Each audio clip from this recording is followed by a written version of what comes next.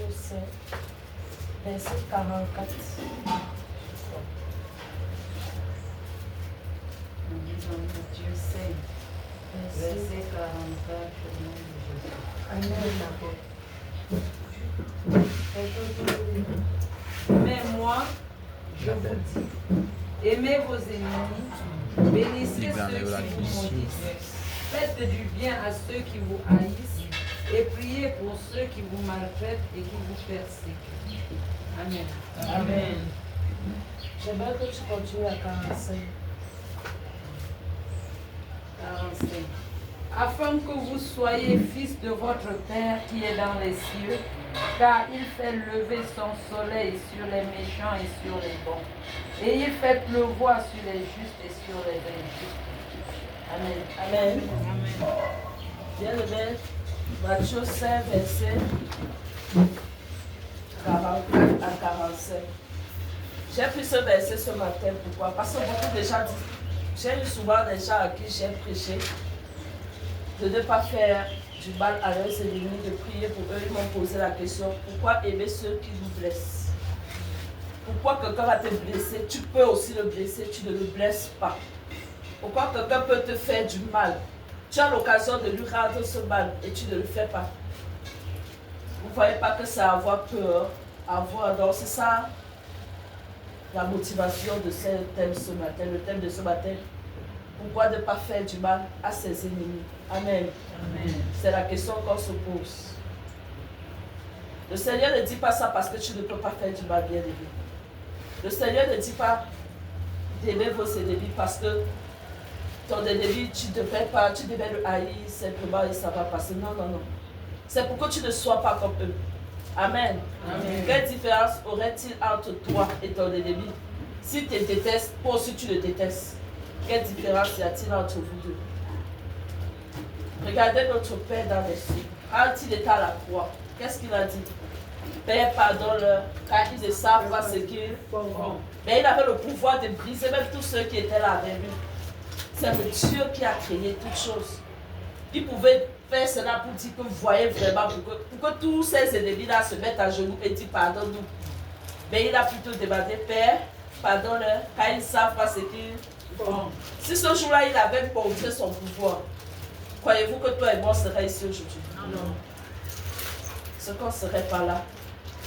Donc, on ne doit pas être propre à rendre le mal pour le mal qu'on le fait. Amen. Amen. Donc, c'est un peu ça mon premier. On dit haïr. Ne haïs pas celui qui te hait. Ne blesse pas celui qui te blesse. Ce que tu dois faire, bien aimé, c'est de poser, de leur remettre entre les mains du Seigneur. Amen. Chaque fois que quelqu'un te fait du mal, c'est dur de supporter ce mal. La première réaction que nous avons, c'est riposter. De faire la même chose que nous. Chercher à lui montrer qu'il n'est rien. Mais le silence est plus fort. Amen. Amen. Imagine quelqu'un qui te gifle. Et au lieu de le gifler, il sait bien que tu peux le gifler, mais tu ne le fais pas. Tu crois que lui-même il serait tranquille. Il va se poser la question, la personne est même normale. Crois-tu que demain il viendra encore te gifler? Aujourd'hui, c'est ça qui est la question. J'aimerais bien aimer qu'on comprenne sur ce verset qui dit: mais moi, je vous dis, aimez vos ennemis, bénissez ceux qui vous maudissent. On a tendance que quelqu'un te fasse du mal, il commence à dire, regarde comment ils sont. On dit souvent quoi, les yeux sous quoi? C'est quoi là? On est ici. Les nez de nouveau. Un bon de gain. Ceci là. Toi, tu as envie de dire qu'il plus quoi? Que si tu n'es pas aussi bon de gain, c'est ton problème. Tu vas là en fait. Tu n'as pas besoin de reporter ça. Non, non, non. C'est pour la gloire de Dieu. C'est même une joie quand tu insultes ainsi. Parce que quand on dit cela, et toi tu ne riposes pas, c'est dire que tu acceptes que Jésus-Christ est ta force. Amen. Amen. Imagine que tu restes, ton frère vient, devant, tu as peut-être une foule de personnes, des étrangers, là on vient, on t'insulte devant ces gens que toi-même tu as invités. La première réaction que tu auras envie de faire, c'est quoi? C'est lui prouver devant ces gens que toi tu es fort. Mais le Seigneur te demande de baisser la garde, de laisser, de remettre ces insultes-là au Seigneur. Si ça te dépasse, bien aimé, le Seigneur est capable de porter cela pour toi. Amen. Amen. Il est capable. Donc je viens ce matin nous exhorter à ne pas être prompt à répondre, à insulter. C'est une âme un peu dangereuse pour nous. Parce que parfois on se dit enfant de Dieu, mais on est toujours prêt à répondre aux insultes par les insultes, aux méchancetés par les méchancetés, au rejet par le rejet. Ce n'est pas parce que ton frère t'a rejeté que tu dois aussi le rejeter. Tu es enfant de Dieu. On dit, ah, ils sont dans leur coin là-bas, ils ne viennent pas me chercher, moi aussi je ne pars pas. Non. Comment est-ce que tu vas prêcher l'évangile à ton frère si tu ne pars pas avec lui? Hein? Nous sommes conscients qu'ici aujourd'hui, beaucoup de gens, dès qu'ils ont réussi, ils oublient les autres. Tu as donné ta vie à ton Jésus, que ton Jésus te sauve. Toi, ça prend, toi maintenant, en tant qu'enfant de Dieu, qu'est-ce que tu fais? Tu restes dans ton coin, que oui, j'ai mon Jésus. Non? Tu vas toujours l'appeler. Il va t'insulter, tu vas toujours l'appeler. Mon frère, Jésus t'aime. Ah, dis donc, fiche au cas avec ça, tu dis toujours, Jésus t'aime. Le lendemain, n'oublie pas, si c'est lui qui doit refuser de prendre ton téléphone, mais s'il va décrocher, parle-lui toujours de Jésus. Parce que tant que tu ne parles pas, qui va lui parler? Nous sommes tous des ambassadeurs de Christ dans nos familles. Parfois, on dit que non, ils ont décidé de me mettre de côté, je me mets aussi à l'écart. Moi, je ne pense pas que c'est la solution. Jésus lui dit à tout temps, quand il y a occasion, prêchons Jésus. Ils ne vont pas croire ton Jésus à l'instant là, mais ils finiront par croire. Demain, ils te diront, tu avais raison. Parce que tu dis, tu vois ta misère aujourd'hui. On t'insulte, Jésus là que tu sais depuis là, tu es quoi avec? Donc c'est aujourd'hui, c'est pas toute ta vie. Qui sait? Il va se glorifier d'une manière ou d'une autre. Oui. Moi je ne suis pas, dans ma famille je ne suis pas riche. Non.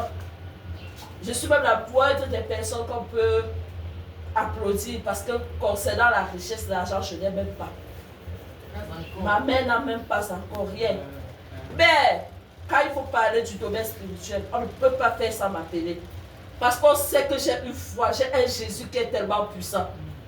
Que tous mes problèmes sont résolus par lui. Je travaille où?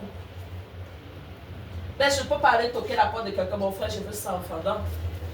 Parce que je sais que l'Éternel pouvoir mes besoins jour pour jour. Même si je n'ai pas encore à passer quelque part, lui, il pouvoir à mes besoins. Amen. Tu ne vas pas me voir aller toquer facilement comme mon frère, je veux. Non. Si je demande quelque part, ce que le Seigneur m'a dit, va là-bas demander. Mais s'il ne m'a pas donné l'ordre de le faire, j'espère toujours en lui. Et ce n'est pas l'orgueil. C'est parce que je sais que l'Éternel que j'ai à moi, là, le Dieu Tout-Puissant, là, il te tient l'or et l'argent. Il te tient tout ce qui est sur cette terre. S'il décide même que je gère ça aujourd'hui, il va me le donner au centuple. S'il a donné aux autres avant moi, et qu'ils vont essayer de me piétiner avec, je vais leur rappeler toujours que ça vient de mon Père. Et ils ne peuvent pas me mépriser avec. Parce que le Dieu qui les a bénis, il peut me bénir au centuple. À son temps. La preuve est que nous sommes bénis. Est-ce que tu es malade? Amen. Tu es en santé, d'autres ont l'argent, mais ils n'arrivent même pas à se soigner. D'autres ont l'argent, ils ne peuvent même pas enfanter. D'autres ont l'argent, ils ont de ces maladies chroniques. Toi, parce que beaucoup aujourd'hui croient que la richesse, ce n'est que l'argent. Je suis riche en santé, en bonté, en amour, patience. Ce sont des choses qui sont rares. Et pourquoi quelqu'un va venir m'insulter, je vais m'appuyer sur le fait qu'elle n'ait pas l'argent et riposter. Non, j'ai beaucoup à donner, bien aimé. Nous avons beaucoup à donner. Amen. Donc ne remettons pas le mal par le mal. Amen. Amen. Il dit, bénissez ceux qui vous maudissent, faites du bien à ceux qui vous haïssent et priez pour ceux qui vous maltraitent. C'est facile. C'est facile de prier pour quelqu'un qui te maltraite. Si dans la nature réelle, là, avec ton être charnel en toi, là, tu peux prier pour quelqu'un qui te maltraite. C'est ça la première réaction quand on a même d'enfant là aujourd'hui. Même sa mère, le jour que sa mère dit je ne donne pas telle chose, il riposte d'abord. Il cherche d'abord même à mal parler avant de se regretter même.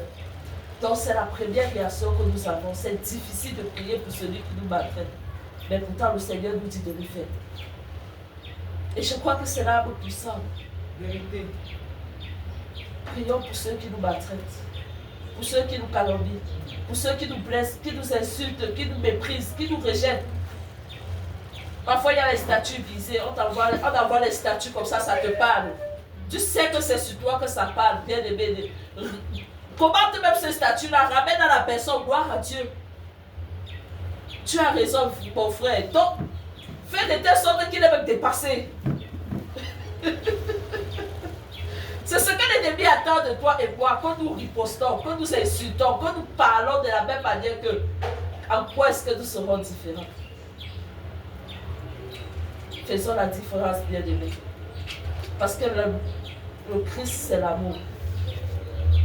La base du Christ, c'est l'amour. Christ est amour. Parce que si tu n'es pas amour, vraiment, croyez-vous qu'il sera né à la croix et accepté? Vous voyez le Seigneur à la croix, il dit, Seigneur, si cela est possible, éloigne cette coupe de moi. Vous voyez, il demande encore si c'est possible. S'il y a encore une possibilité de jongler pour que son peuple soit sauvé. Parce que tout ce qui partait à la croix faire, c'était pour que nous soyons sauvés, toi et moi. Le diable, on chicote, on tape, on flagelle, on fait tout ça. On attend qu'il insulte, qu'il maudisse. Il refuse de maudire. Mais nous sommes prompts à maudire. Comme les enfants, nos enfants aujourd'hui, c'est facile pour eux de dire chien, imbécile à leurs amis. Nous les parents, nous avons échoué parfois là-bas. Quand un enfant se lève aujourd'hui, son ami l'insulte, il dit tu parles à qui? Tu fais un bébé, tu baffles, le mot baffler là. Vous voyez, je te jure. Tu vois autant de choses, tu regardes les enfants comme ça, tu dis Seigneur, où est-ce qu'on a échoué? Recommençons les enfants, recommençons à apprendre à nos enfants l'amour. Parce que c'est dur.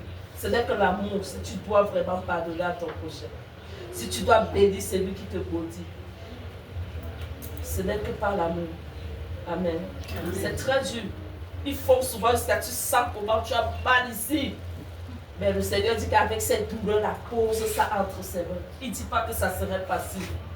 Il sait que ce n'est pas facile, mais il demande que quand c'est déjà dur, dit papa, prends ça. Prends cette charge ici. Prends cette douleur. Prends cette insulte-ci, papa, je remets ça à toi. Tu m'as dit de ne pas riposter, de ne pas insulter, de bénir, je me bénis. Faisons un peu ça. Et on verra la différence. Amen. Amen.